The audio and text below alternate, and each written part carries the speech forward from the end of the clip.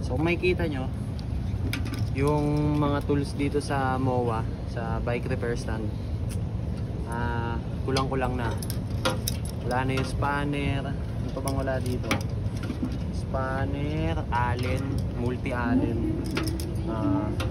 So yun, habang nag-aayos tayo ng piyesa ng bike, ng pedal, sobrang hirap kasi nga ninanakaw ng ibang, syempre kung sino pa ba, mga bikers.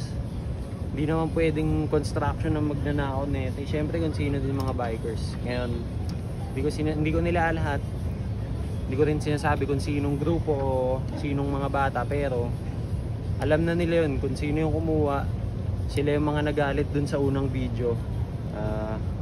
Yun, kaya sa mga nag-e-expect na may magagamit kayong tools dito sa MOA, huwag nyo nang asahan kasi kinuha na nga ng ibang mga bikers. Kaya ang hirap mag-ayos, pero kita-kits, ingat.